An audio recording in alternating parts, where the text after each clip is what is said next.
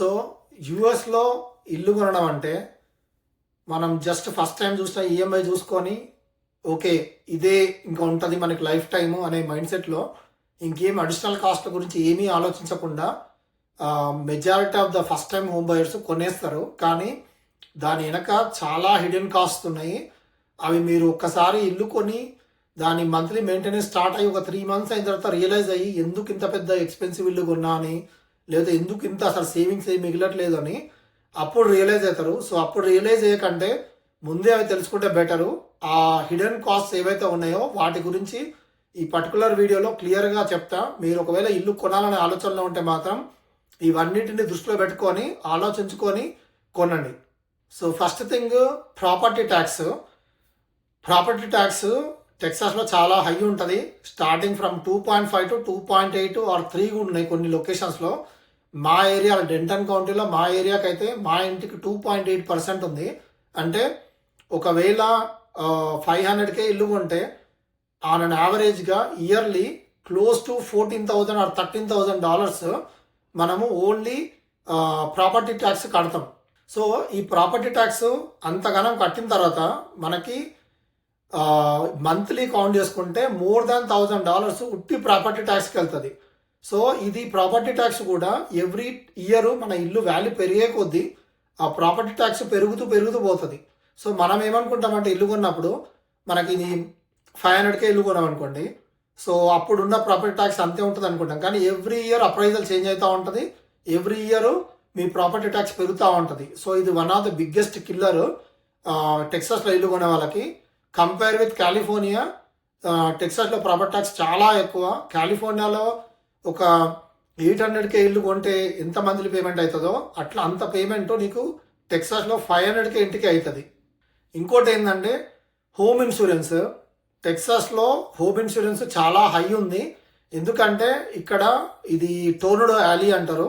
So Dallas area, కొంచెం Oklahoma part ఇవన్నీ కలిపితే దీన్ని టోర్నడో వ్యాలీ అంటారు. సో అంటే ఏంటంటే మెజారిటీ ఆఫ్ ద టైమ్ యూఎస్లో టోర్నడోస్ హైయెస్ట్ టోర్నడోస్ వచ్చే ఏరియా ఇది. సో ఈ టోర్నడోస్ అనేవి ఎప్పుడు వస్తాయో తెలియదు. ఎవ్రీ ఇయర్ సమ్మర్ నుండి వింటర్కి వెళ్ళే టైము అండ్ వింటర్ నుండి సమ్మర్కి వచ్చే టైం అంటే like March April and at the same time October November ఈ టైంలలో టోర్నడోస్ పాసిబిలిటీ చాలా హై ఉంటుంది. సో ఈ టోర్నడోస్ ఎఫెక్ట్ ఒకటి. ఈ టోర్నడో కాకుండా హెయిల్ కూడా పడుతుంది. సో హెయిల్ నేను మోస్ట్ రీసెంట్ టైంలో నేను నోటీస్ చేసిన ప్రకారం లాస్ట్ 5 yearsలో 2 to 3 times హెయిల్ పడ్డది. మా ఇంటి రూఫ్ 2 times రీప్లేస్ చేయాల్సి వచ్చింది. సో వీటి వల్ల ఈ ఇన్సూరెన్స్ కాస్ట్ చాలా హై అయింది. ఇప్పుడున్న కరెంటు పరిస్థితిలో యావరేజ్గా హోమ్ ఇన్సూరెన్స్ చెక్ చేసుకుంటే $5,000 to $8,000 పర్ యానం ఉంది ఇన్సూరెన్స్ రేటు. ఒకప్పుడు మేము ఇల్లు కొన్నప్పుడు ఫస్ట్ టైం 2017 టైంలో ఇల్లు కొన్నప్పుడు పర్ ఇయర్ $1,200 to $1,400 ఉండే.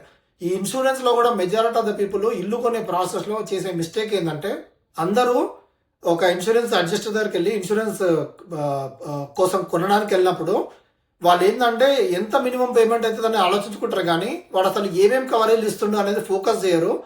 అఫ్ కోర్స్ టెక్సాస్కి హెయిల్, విండ్ ఈ పర్టికులర్ ఇన్సూరెన్స్ పాలసీలో ఈ పర్టికులర్ ఐటమ్ మ్యాండేటరీ. అవి కాకుండా చేసే మిస్టేక్ ఏంటంటే హెయిల్ మీద మనకి ఇన్సూరెన్స్ ఎట్లుంటుంది అంటే 1% ఆఫ్ ద హోమ్ వాల్యూ అంటారు. అంటే ఏంటంటే నువ్వు హెయిల్ పడి రూఫ్ రీప్లేస్ చేస్తే ఫర్ సపోజ్ నీ ఇంటి వాల్యూ 500K అనుకో. సో నువ్వు రూఫ్ రీప్లేస్ చేయాలంటే నువ్వు 1% కట్టాలి హెయిల్ పడితే. సో 1% అంటే $5,000. చాలా మంది చూసుకోకుండా 2% 3% పెట్టుంటారు. మా లాస్ట్ టైం మా ఇల్లు రూఫ్ రీప్లేస్ చేసినప్పుడు మా కమ్యూనిటీలో ఉన్న చాలా మంది అన్నారు మాకు 2% ఉంది 3% ఉందని.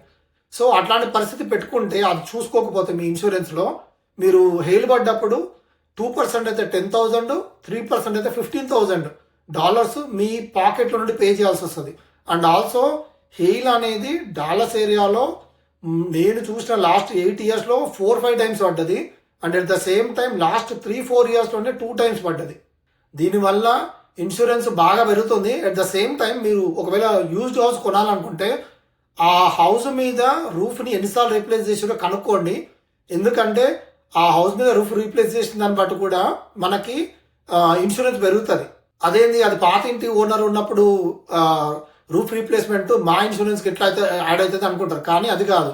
అది పర్సన్ మీద ఉండదు, హౌస్ మీద ఉంటుంది. హౌస్ ఇన్సూరెన్స్ క్యాల్కులేట్ చేసేటప్పుడు ఆ హౌస్ లొకేషను, దానికి frequency of hail possibility, frequency of tornado possibility, distance from police station, distance from fire station, distance from police station. So and ఆ ఇల్లు రోడ్డు కార్నర్లో ఉందా, ఒకవేళ ఏదైనా రోడ్డుకి అడ్డంగా ఉందా.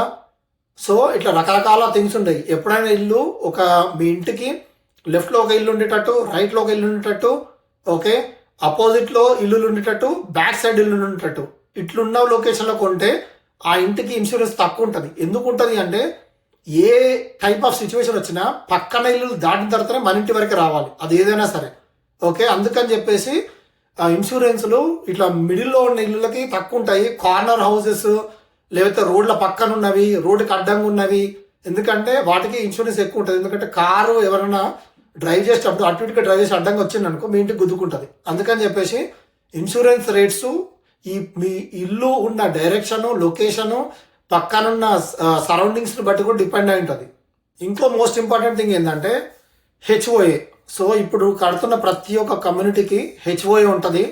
మెజారిటీ ఆఫ్ ద పీపుల్ ఆ కమ్యూనిటీలో ఏమేమి ఫీచర్స్ ఉన్నాయి, జిమ్ ఉందా, స్విమ్మింగ్ పూల్ ఉందా, టెన్నిస్ కోర్ట్స్ ఉన్నాయా, ఇవన్నీ ఆలోచించుకొని కొంటారు. కానీ వాటన్నిటిని మెయింటైన్ చేయడానికి పైసలు మీ పాకెట్ నుండి ఎవ్రీ మంత్ ఛార్జ్ చేస్తాడు.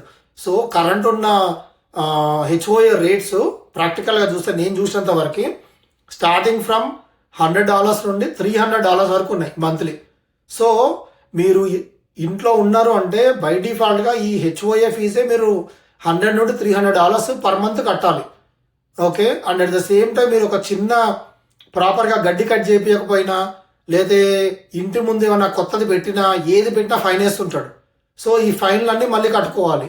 సో ఈ హెచ్ఓఏ కాస్ట్ ఇయర్లీ దగ్గర దగ్గర కౌంట్ చేసుకుంటే ఒక 200 అనుకున్నా కూడా $2,400 పర్ మంత్ పర్ ఇయర్ మీరు హెచ్ఓఏకే కడతారు.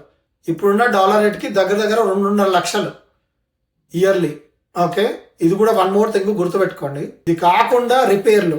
సో ఈ రిపేర్లు చాలా మంది కొత్త ఇంట్లోకి రావు, పాత ఇంట్లోకి వస్తాయి అని అనుకుంటారు. కానీ మోస్ట్ రీసెంట్ టైంలో కడుతున్న ఇల్లులు అన్నింటిలో చాలా ఇష్యూస్ ఉన్నాయి. మా ఇల్లు కొన్ని 1 year కాలేదు, ఈ సెకండ్ హౌస్. దీనిలో అంటే మా పాతది అమ్మేస్తాము. ఈ హౌస్లో ఆల్రెడీ రెస్ట్ రూమ్స్ అక్కడిక్కడ ఉన్న చాలా థింగ్స్ ఊడిపోతున్నాయి. At the same time and rest రూమ్లో ఉన్న ఫ్లోర్ ఉంటుంది కదా, దాని మీద ఉన్న టైల్ క్రాక్స్ ఉన్నాయి. At the same time back top కిందకైతే వాటర్ లీక్ అవుతుంది, okay. At the same time even roof మీద కూడా వాటర్ లీక్ అయ్యి గరాజ్ లోపల ఉన్న గోడ తడిగా అయిపోతుంది. సో లెస్ దాన్ 1 year హౌస్లోనే ఇన్ని ఇష్యూస్ ఉన్నాయి. అట్లనే ఇట్లాంటి ఇష్యూస్ మీకు చాలా వస్తాయి. 1 year తర్వాత బిల్డరు వాటిని ఏం ఫిక్స్ చేయడు. ఎందుకంటే 1 year తర్వాత నుండి 10 years వరకు స్ట్రక్చరల్ వారంటీ ఇస్తాడు, కానీ ఇట్లాంటి ఇష్యూస్కి ఏ వీటికి వారంటీ ఇవ్వడు. కాబట్టి ఈ ఇష్యూస్ని మీరు ముందే దృష్టిలో పెట్టుకోవాలి. అట్ ద సేమ్ టైం ఇంకోటి ఏంటంటే మీరు ఏసీ కానీ వాటర్ లీకేజ్ కానీ ఇట్లాంటివి వచ్చినాయంటే మాత్రం చాలా పెద్ద కాస్ట్ అవుతుంది, ఓవర్ కాస్ట్ అవుతుంది. దీనికి సపరేట్ మళ్ళీ ఇంకో ఇన్సూరెన్స్ తీసుకోవాల్సి వస్తుంది. సో ఇవన్నీ అడిషనల్ హెడేక్స్ ఉన్నాయి రిపేర్ల పాయింట్ ఆఫ్ వ్యూలో. మోర్ థింగ్ ఏంటంటే ఫౌండేషన్ ఇష్యూస్. సో టెక్సాస్లో ఉన్న క్లే సాయిల్కి వర్షం పడితే ఎక్స్పాండ్ అవుతుంది, ఎండ కొడితే ఆల్మోస్ట్ దగ్గరకు వచ్చేస్తుంది. సో ఇట్లాంటి ల్యాండ్ ఉండడం వల్ల ఓకే మీ ఇంటి సరౌండింగ్ ఉన్న వాటర్ ఫ్లోలు వీటన్ని రకరకాల ఉన్నాయి. సో అవన్నింటిని నేను ఇంకో వీడియోలో చెప్పిన ఫౌండేషన్ ఇష్యూస్కి సంబంధించి, అది చూడండి, ఓకే. సో ఈ ఫౌండేషన్ ఇష్యూస్ కూడా కొంచెం పాసిబిలిటీ ఎక్కువ Texas, Arizona, Oklahoma and Florida ఈ పర్టికులర్ స్టేట్స్లో. ఎందుకంటే వీటిలలో క్లే సాయిల్ ఉంది. ఒకవేళ ఫౌండేషన్ ఇష్యూ వస్తే మాత్రం అది one of the biggest loss. And builder ఏం చెప్తాడంటే 10 years వారంటీ ఇస్తాడు ఫౌండేషన్ మీద, కానీ ఆ ఫౌండేషన్ ఒక 10 meters గ్యాప్లో మోర్ దాన్ 1% డౌన్ అయి ఉండాలి, లేకపోతే వాడు ఫిక్స్ చేయడు, ఓకే. ఎనీథింగ్ 0.5 అయినా కూడా ఇంట్లో క్రాక్స్ ఆల్రెడీ వచ్చేసి ఉంటాయి. సో వాడు ఫిక్స్ చేయాలనే లోపల ఇల్లు కూడా కొలాప్స్ అయ్యే పాసిబిలిటీ కూడా ఉండొచ్చు. కాబట్టి ఈ ఫౌండేషన్ ఇష్యూస్ కూడా one of the biggest thing. మీరు కష్టపడి సంబంధించిన పైసలతో 1 million పెట్టి ఇల్లు కొంటే సడన్గా మీకు 1 year 2 year ఫౌండేషన్ ఇష్యూ వస్తే అది 800K కూడా సేల్ అవ్వదు, దగ్గర దగ్గర 200K లాస్ అవుతుంది. సో ఇది one of the biggest thing, గుర్తుపెట్టుకోండి. నెక్స్ట్ థింగ్ ఏంటంటే క్లోజింగ్ కాస్ట్. దీని గురించి majority of the first time home buyers అసలు థింక్ కూడా చేయరు. సో వాళ్ళ డౌన్ పేమెంట్ 5%, 10%, 20% ఆలోచించుకుంటారు. కానీ ఒకవేళ ఈ టెక్సాస్లో కరెంట్ ఆల్మోస్ట్ 2%, 4% క్లోజింగ్ కాస్ట్ ఉంది. అంటే రిజిస్ట్రేషన్ ఫీజు అని, రకరకాల అటార్నీ ఫీజు అని, మనం ఇల్లు రిజిస్ట్రేషన్ చేసినప్పుడు ఇండియాలో ఉంటుంది కదా రిజిస్ట్రేషన్ ఫీజు లాగా, అట్లాంటి రిజిస్ట్రేషన్ ఫీజులు ఇవన్నీ ఈడ కూడా ఉంటాయి. ఆ ప్రైస్ ఎట్లుంటుంది అంటే 2% to 4% of the house value ఉంటుంది. అంటే 1 million ఇల్లు కొన్నారనుకోండి, 2 to 4% వేసుకుంటే దగ్గర దగ్గర $20,000 నుండి $40,000 జస్ట్ ఫర్ క్లోజింగ్కి కట్టాలి. నెక్స్ట్ థింగ్ ఏంటంటే యూటిలిటీస్ కూడా జంప్ అవుతూ ఉంటాయి, ఎవ్రీ ఇయర్ పెరుగుతూ ఉంటుంది. అది కొంచెం మైనర్ జంప్ అనుకో, మిగతా అన్నిటితో కంపేర్ చేస్తే యూటిలిటీస్ కాస్ట్ పెరగడం అనేది కొంచెం తక్కువ ఎఫెక్ట్ కొడుతుంది. నెక్స్ట్ థింగ్ ఏంటంటే మనం ఇల్లు కొన్నామంటే ఆబ్వియస్గా ఫర్నిచరు మొత్తం కొంటాం. పెద్ద టీవీ, సోఫా, వాషరు, డ్రయ్యరు, ఇవన్నీ కొనే ప్రాసెస్లో ఇవన్నీ కాకుండా వాటర్ ఫిల్టర్ అని ఇవన్నీ కలిపితే చాలా కాస్ట్ అవుతుంది. $15,000 to $20,000 ఇప్పుడున్న సిచ్యువేషన్లో మీ ఇంటి సెటప్ చేయడానికి, ఇంట్లో ఉన్న సామాన్లు కొని సెటప్ చేసుకోవడానికే మీకు దగ్గర దగ్గర 20,000 కాస్ట్ అవుతుంది. ఇది కూడా వన్ మోర్ హిడెన్ కాస్ట్. ఇవన్నీ ఇష్యూస్ ఉన్నాయి కాబట్టి జస్ట్ ఈఎంఐ మాత్రమే ఫోకస్ చేసి ఓకే ఈఎంఐ ఇంతే అవుతుంది కదా, మనకి సాలరీ సర్టన్ అమౌంట్ వస్తుంది, ఈఎంఐ ఇంత ఉంది, లెఫ్ట్ ఓవర్ అమౌంట్ మన ఫుడ్, కార్ పేమెంట్స్, ఇండియాకి సపోర్టు ఇవన్నీ ఇచ్చుకోవచ్చు అనుకుంటారు. కానీ అంతకంటే బియాండ్ అవుతుంది. మీరు అనుకున్న ఈఎంఐ నుండి మీకు చాలా హెవీ కాస్ట్ అవుతుంది. ఈజీగా మినిమంలో మినిమం చెప్పాలంటే ఈజీగా $1,000 ఖర్చు అవుతుంది పర్ మంత్ ఎక్స్ట్రాగా. సో ఈ హిడెన్ కాస్ట్ అన్ని గుర్తుపెట్టుకొని మీరు ఇల్లు కొనుక్కుంటే మంచిది. ఒకవేళ అఫోర్డ్ చేయొచ్చు అనుకుంటేనే, లేదు అనుకుంటే మాత్రం కొనకపోవడం మంచిది. That is the best choice.